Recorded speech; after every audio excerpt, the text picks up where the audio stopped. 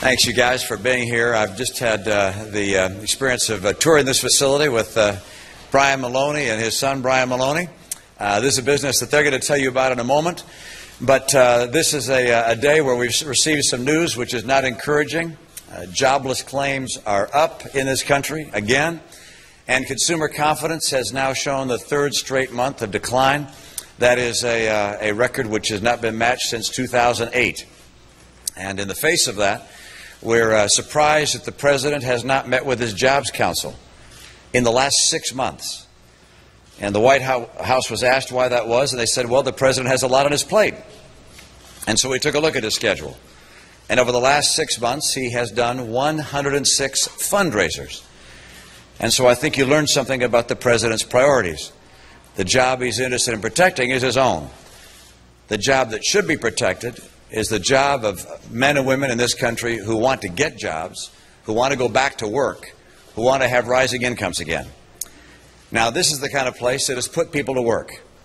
Over the years, over the decades, Brian and his son have built this enterprise to employ people from this community in good jobs with good opportunities.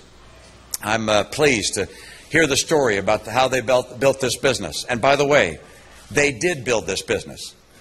When the President said that if you got a business, you didn't build it, come here and talk to Brian. And you'll learn that, in fact, he did build this business. Someone else isn't responsible for what he did here. He's the one that took the risk. He's the one that built this enterprise. He's the one responsible for helping get these people these jobs.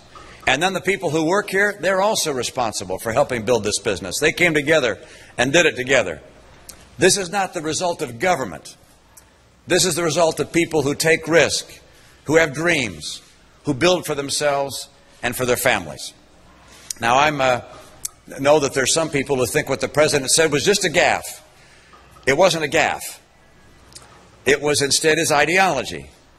The President does, in fact, believe that people who build enterprises like this really aren't responsible for it. But in fact, it's a collective success of the whole society that somehow builds enterprises like this.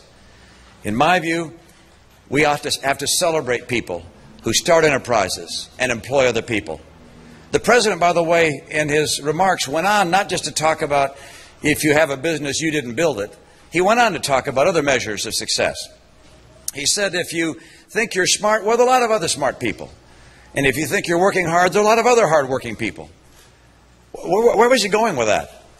What's he trying to say? That we don't celebrate and reward success and achievement?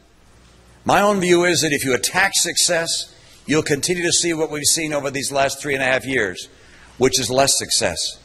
America is a nation which is defined by people coming to achieve, to fulfill their dreams. We're a nation of risk takers, dreamers, people that want to take a better step for the future for themselves and for their kids. And in the process of doing so, they make us better off. They lift one another.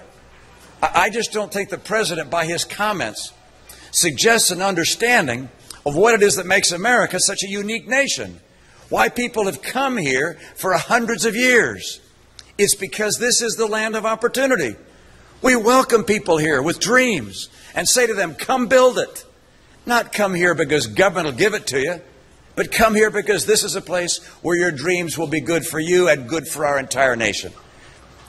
Now, I want to say thanks to the Maloneys for opening their shop today, and for members of their team for welcoming me here today. I'm sorry to slow things down in the shop, but we know nonetheless that these guys have a lot of work to do, and I don't want to keep them away from it. So with no further ado, I'm going to introduce the founder of this business who built it, Brian Maloney. Brian?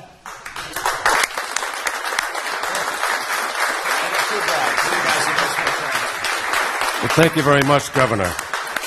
I take umbrage at the suggestion that people don't start and build businesses. I started out with $500 and worked with my hands to afford grad school at night. My wife supported me, started a little body shop, and was able to bring together people one at a time. A lot of them are still right here behind me, to work as a team to make this place successful. We don't need any more of government's help. We haven't had any. We've only had pain. It's overbearing. It's top-heavy. The cross-purposed aegis of so many controlling bureaucratic organizations hold us back. They keep us from hiring. The cost of fuel is crazy. We have the resources to dig. My question is then, why don't we? And what about Obamacare? Who's going to pay for that? And who's going to pay for those big union companies that, like cookies, the President gives out exemptions to? Without going on any further on my horse, I'd like to introduce my son, Brian, who came along after school and worked here as a little boy all the way up, and has the confidence and the respect of all the people here, and carries us forth to a second generation.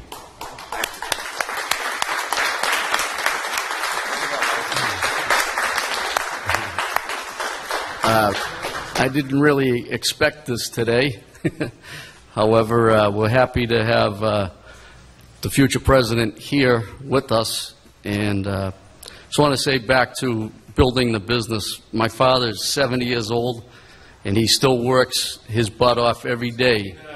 69 and counting.